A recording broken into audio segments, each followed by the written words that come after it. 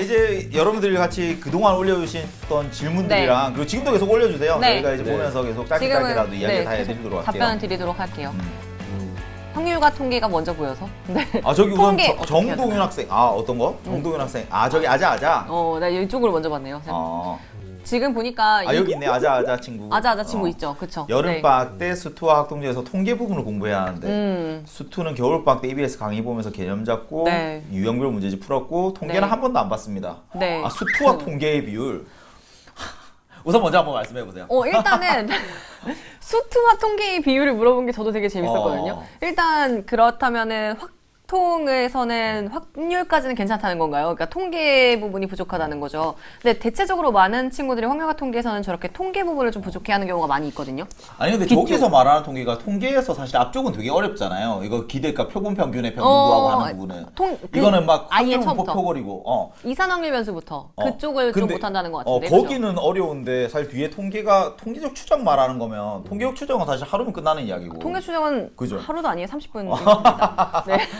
아니 근데 표본 평균이라든지 지금 제가 말씀드리는 표본 평균, 확률 질량 함수, 확률 밀도 함수, 이산확률 변수, 연속 확률 변수, 이산확률 변수 어려울 수 이런 있죠. 말들이 지금 어색하다면 아직 공부를 안 해서 그런 거예요. 그러니까 통계는 사실 마음 먹고 가면 3일 안에 끝낼 수 있습니다. 맞아요. 개념 지금부터는. 그러니까 제가 통계로 3일을 가져갈게요.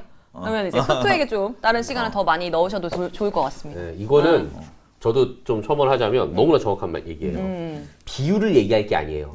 맞아요. 통계는 반드시 맞춰야 되거든요. 무조건 맞춰야 돼요. 나오면은 박수 쳐야 되는 파트예요. 다 이거에 동의해요. 네. 왜냐하면 통계가 유형이 막 없죠. 어렵게 안 돼. 유형이 없어요. 어렵게 나올 방법이 없어요. 그래서 완벽하게 다 마스터를 해놔야 돼. 그럼요. 누구나 할 수 있어. 이런 생각으로 해놓고 수트에 많은 시간을 쓰는 게 맞는 맞습니다. 거지. 맞습니다. 이거를 비교해서 이걸 몇 대 몇으로 이거 질문 자체가 성립이 안 되는 거예요. 네. 이 표본 조사하고 뭔가 추정하는 과정 자체를 사실 이해 못하는 애들 대부분인데 네. 근데 문제를 푸는 건 진짜 그냥 숫자들만 따가지고 뭐 1.96, 뭐 2.58 해가지고 하는 거 이거는 그냥 유형 그건 워낙 이제 쉬운 이야기고 신뢰 구간만 하는 거지만 그 앞부분이어도 마찬가지지만 용어 자체가 많이 어려워하는 그럴 것 수 같아요. 있죠. 예. 거기에 3일만 좀 몰아가지고 시간 투자를 하셔도 아마 느낌적인 차이가 확 달라질 겁니다. 네. 자, 그다음 이제 한 네. 친구가 기출이나 어떤 문제집들, 뭐 엔제 이런 거 풀 때 수원 수트 미적을 따로 해야 되냐? 이거는 어떻게 생각하세요? 아까부터 이거 섞어서 물어보는 그러니까. 게 되게 많이 있더라고요. 사실 저는 한 3등급쯤 3등급 아래에 있는 친구들은 그래도 하나의 유형, 하나의 이 단원들을 좀 이제 이어 몰아서 네. 풀어보는 게 저도. 이 단원에서 내 이해도가 어느 정도 되는지 내가 어느 정도 난도의 이 문제까지 풀어낼 수 있는지 이걸 좀 개인적으로 확인하기 좋은 것 같아요. 네. 그래서 이제 단원별로 뭐 유형별로 어느 정도 좀 비슷하게 몰아서 집중력 있게 밀도 있게 공부하는 게 더 효과가 난다고 생각하고 근데 사실 뭐 1등급, 2등급까지 올라가서야 단원 부분이 없죠. 그리고 그렇죠? 이제 맞아요. 개념도 단원별로 막 섞여서 나오고 이러니까 네. 그때는 이제 구분하는 것 자체가 의미가 없고 그냥 양질의 문제를 오래 고민하는 게 의미가 있을 수 있는데 3등급 밑에서는 네. 저는 구분해서 푸는 게 더 그렇지, 효과적이라고 저도 그렇게 봅니다. 생각합니다. 구분해서 풀고 이제 합쳐서는 결국은 이제 그 횟수의 차이가 있는데 아까 이제 얘기했던 것 중에 1, 2등급 가까이 된 친구들은 모의고사 연습을 좀 더 자주 할 거고 그쵸. 그 밑에 등급인 친구들은 그 주기가 좀 길 거고 네. 그렇다면 결국 어찌됐든 주기가 길더라도 모의고사 연습 자체를 하는 것 자체가 그 과목을 구별하지 않고 단원을 구별하지 않고 공부를 하는 거기 때문에 네. 그거 외에 이제 저 상황에서는 그 3등급 이하의 친구라면 따로따로 집중적으로 공부하는 게 맞지 않을까 싶어요. 네네 좋네요. 그래서 저는 결국 이회독이 되는 거 아닐까 싶어요. 그리고 유형별로 되어 있는 문제집은 유형별로 풀고 그런 다음에 기출로 뽑아서 또 풀고 그래야죠. 뭐 그게 제일 좋습니다. 맞아요. 결국은 반복을 해야 되는 거니까. 맞아요. 예. 수능수학 4전 문항이 10번부터 막히는 경우 어떻게 해야 될까요? 10번. 그렇죠. 그러니까 지금은 사실 10번이라고 걱정할 필요 해서 이게 뒤에 있는 문제를 못 푼다는 의미가 아니거든요. 맞아요. 얼마든지 10번이나 네. 9번에서 막힐 수 있어요. 충분히. 근데 거기에서 막힌다고 해도 뒤에 분명히 풀 수 있는 문제가 네. 있기 때문에 그냥 혹시라도 막히는 문제가 있으면 시간 낭비하는 거 연습 아까 계속 강조를 네. 하잖아요. 맞아요. 그래서 체크하고 넘어갔다가 우선 풀 수 있는 문제들 한번 쭉 다 풀고 나머지 이제 내가 남은 시간 중에서 못 푼 문제 중에 어떤 걸 더 풀 수 있을 것인가. 맞아요. 그걸 이제 선별적으로 집중하는 게 중요하지 몇 번에서 막히느냐 이제는 그게 중요하지 의미 않은 것 없어요. 같아요. 문항 번호에 너무 집중하지 않았으면 좋겠어요. 그러니까 그래서 제가 또 지금 올린 친구한테 이런 얘기를 해주고 싶습니다. 나한테 10번이 어려우면 얘도 10번이 어려운 거예요. 지금은 아까 말씀드린 대로 이렇게 순서대로 안 가기 때문에 어려우면 11번으로 가면 되지 뭐. 아니면 자기 패턴이 갔는데도 또 힘들어. 그러면 이제 아주 쉬운 것부터 다시 이제 그쵸, 시작하는 그쵸. 거고 네. 그건 본인에 맞게끔 연습을 해야 되는 맞습니다. 거죠. 근데 이게 만약에 그냥 풀다 보니까 오늘 10번에서 막혔네 이게 아니라 내가 좀 특정한 유형에서 계속 막힌다는 게 혹시 그럼 패턴이 느껴지면 그 부분을 이제 집중적으로 훈련할 수 있으니까 되게 좋은 기회로 삼아야죠. 그러니까 이제 어떤 문제가 막히는지를 계속 본인이 느끼면서 공부를 해야 될 것 같아요. 이런 경우라면 너무나 고마운 거예요. 맞아요. 맞죠. 예, 왜냐면 해결책이 보이니까. 그렇죠. 항상 틀리는 맞죠. 뭔가 뭐 수열만 나오면 힘들어. 라든가. 그치, 맞아요. 그것만 오히려 하면 되는 좋아요. 거니까. 얼마나 약점이 좋아. 보이니까. 그러니까. 그리고 저 정도 문항 번호 때에 그래도 내가 약한 유형이 있다 그러면 그건 집중적으로 훈련하면 금방 극복할 수 있는 정도의 네. 난도의 문제가 아닐까 싶어요. 맞습니다. 그리고 이제 EBS의 그 커리큘럼 보시면 알겠지만 이게 EBS 커리큘럼이 처음에 이제 수능 개념, 수능 특강 그 중간중간에 기출 문제가 있었고 그다음에 우리 수능 완성, 그다음에 모의고사 보통 이제 이런 식인데 이 중간중간에 또 이런 상황들을 위해서 약점 공략이라든가 있죠. 뭐 계속. 파이널 체크 포인트라든가 이런 이제 중간중간에 단타 강의들이 맞아요. 있어요. 이 단타 맞아요. 강의들이 아마 이런 궁금한 것들 네. 유형별로 이제 네.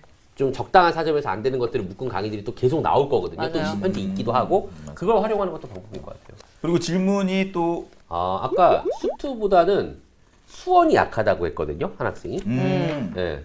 근데 개념 문제를 기초가 나을까요? 이렇게 물어봤는데, 근데 참 저는 어떻게 생각해요? 수투보다 수원이 약하면 오히려 더 할 수 있는 것들이 많은 거 아닌가라는 생각이 들어요. 아니 근데 현재 시점에서 수능 특강을 시작하고자 하는 거래요.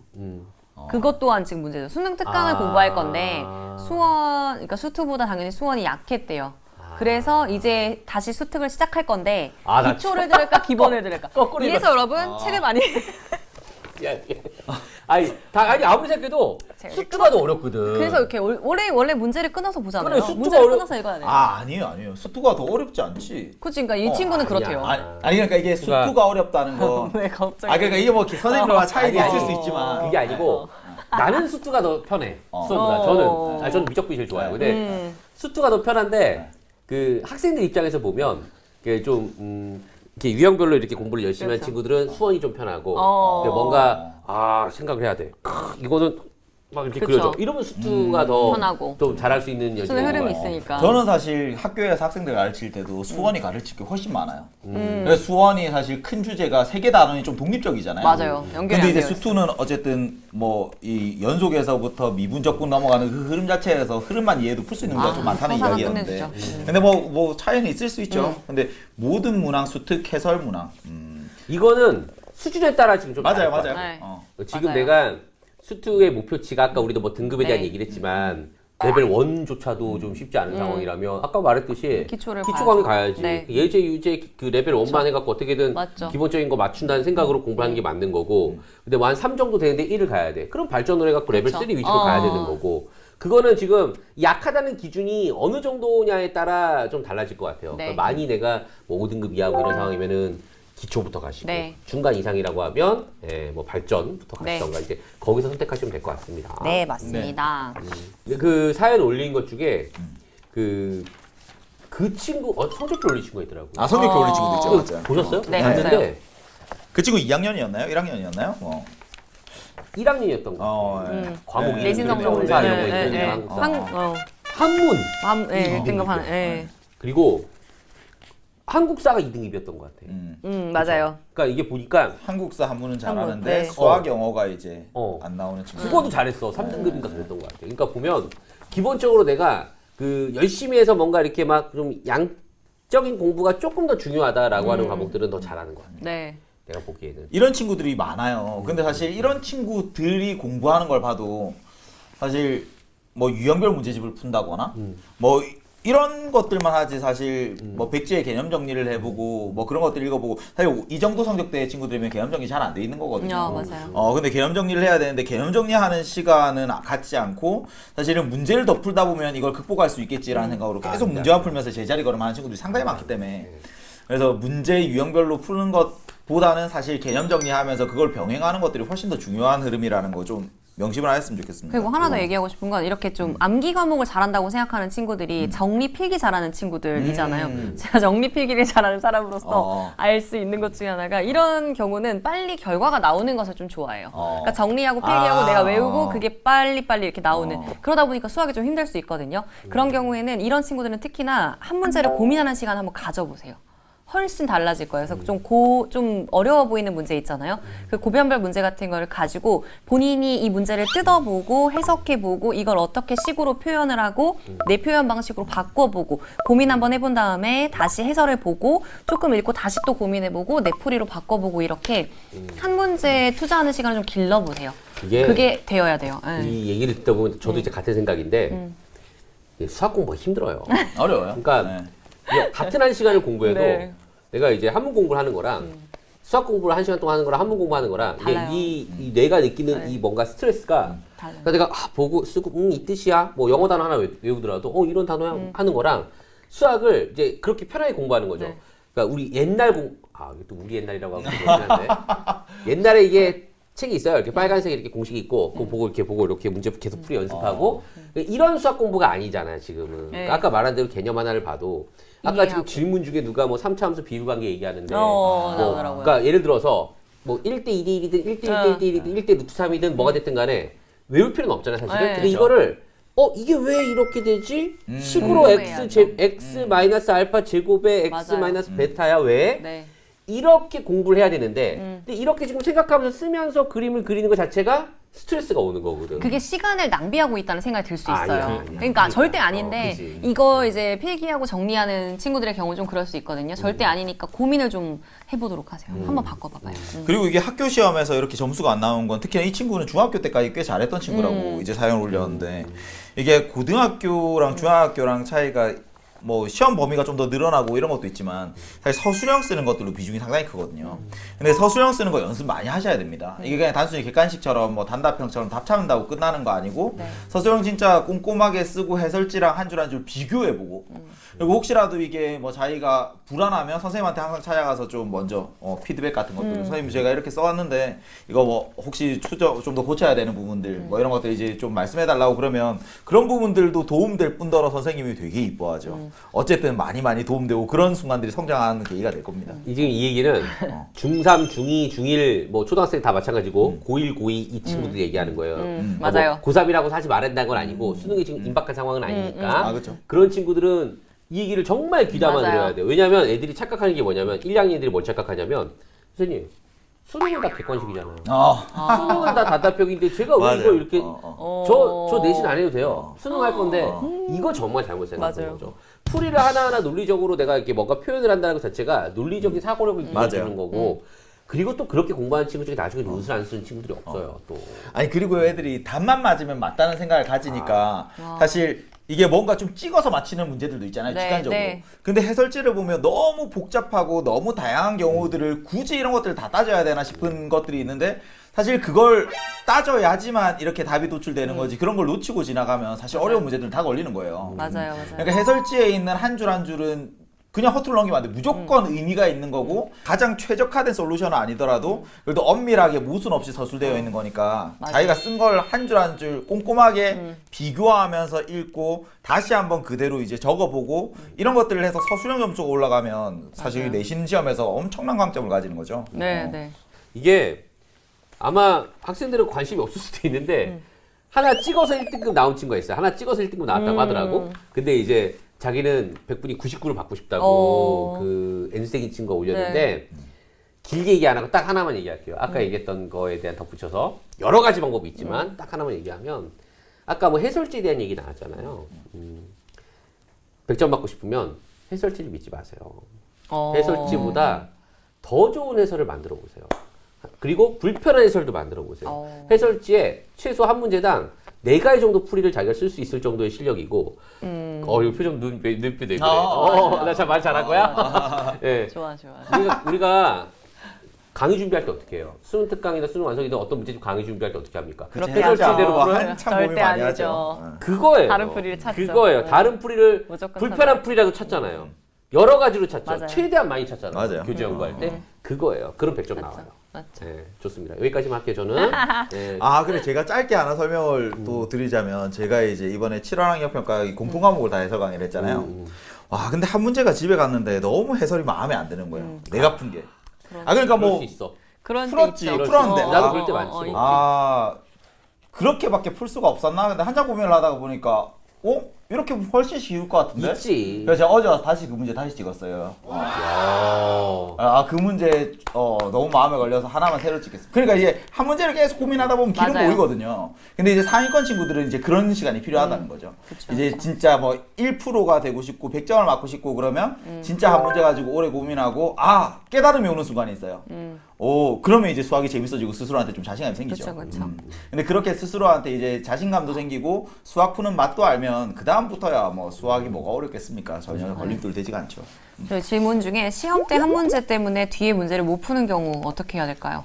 저는 어떻게 패스할 건지도 다 만들어 놓으라고 아이들한테 얘기를 하거든요. 그러니까 뭐 내가 계산이 꼬인다. 기억 시옷으로 하고 넘어간다. 아니면 내가 뭔가 풀 수 있는 건데 안 풀려가지고 이제 기억 이렇게 시옷. 온다. 그러면 뭐 이렇게 회오리 표시를 하고 뭐 이런 표시들을 아이들한테 만들으라고 해요. 그게 아까 귀엽다. 말씀하신 것처럼 시험을 결국은 끝까지 갔다가 다시 돌아와서 한 3번 오잖아요. 그럼 다별표 해놓으면 어떤 것부터 봐야 되는지를 몰라요.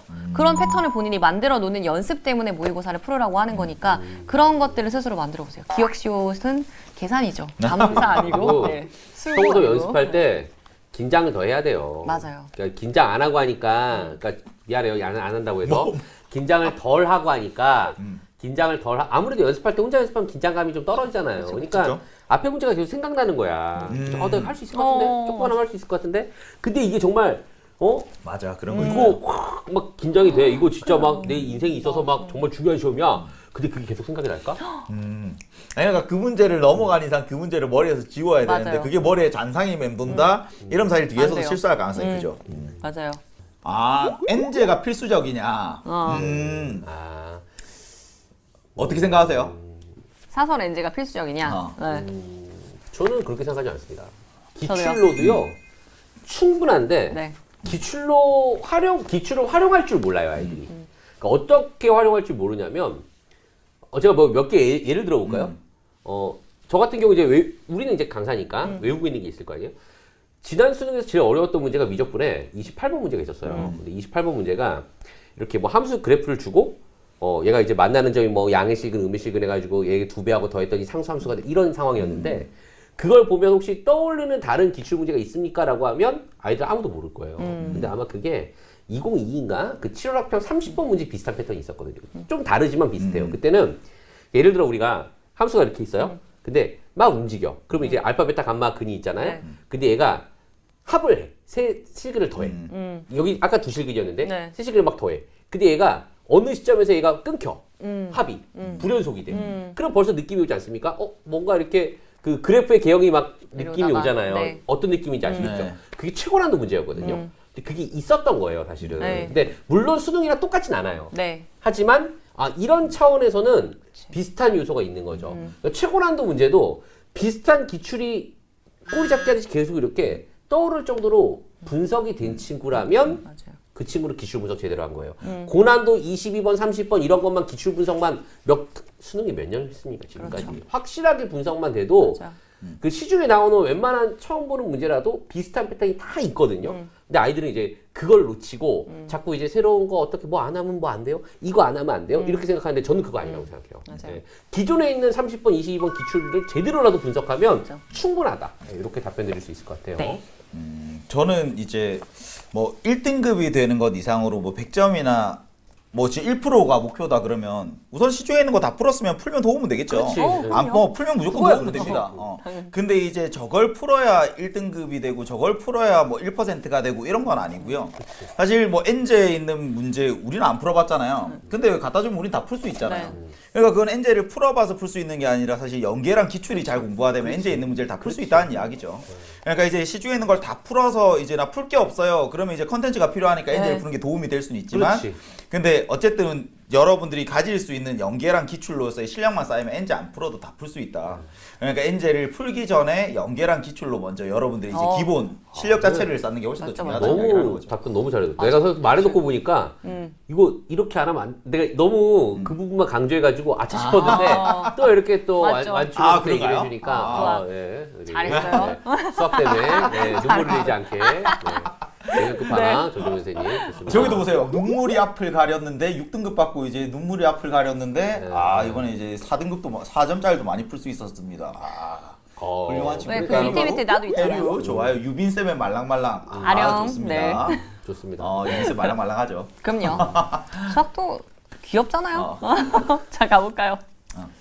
자, 우리 이 정도 하면 될까요? 네, 될 것 같습니다. 네. 사실 지금도 궁금한 이야기들 되게 많을 텐데요. 저희가 이렇게 다 해드릴 수는 없는 거 있어서 여러분들 그래도 저희 수강후 게시판 있잖아요. 네. 뭐 언제든지 고민 있으면 찾아오셔서 이야기하시면 됩니다. 그럼 네. 정남정 언제든지 찾아와서 여러분들한테 도움을 드리도록 할게요. 네. 오늘 하루도 이렇게 우리는 여름방학에 대해서 이제 설명을 맞아요. 들었는데 계획을 짜는 건 누구나 할 수 있어요. 네. 근데 규칙적으로 생활하고 진짜 실천하는 게 어려운 거죠. 그래서 저희가 처음부터 말씀드렸던 거 잊지 마시고 진짜 여름방학 뜨겁게 네. 치열하게 그렇게 또 보내주셨으면 네. 좋겠네요. 그러니까 이 한 달로 모든 것을 끝내겠다고 생각하지 마시고 이 한 달이 시작이 돼가지고 결국은 우리가 11월까지 뭐 1, 2학년은 더 긴 시간 동안 열심히 할 수 있는 맞아요. 시작이 되길 원해서 맞아요. 저희가 이렇게 이게- 준비를 한 거니까요. 네. 꼭 잘 끌고 끝까지 하셨으면 맞아요. 좋겠어요. 그래서 그 중간에 글 중에 하나가 딱 이 말이랑 또 연결이 되는 게 아까 처음 시작할 때 중간에 한 학생이 얘기했어요.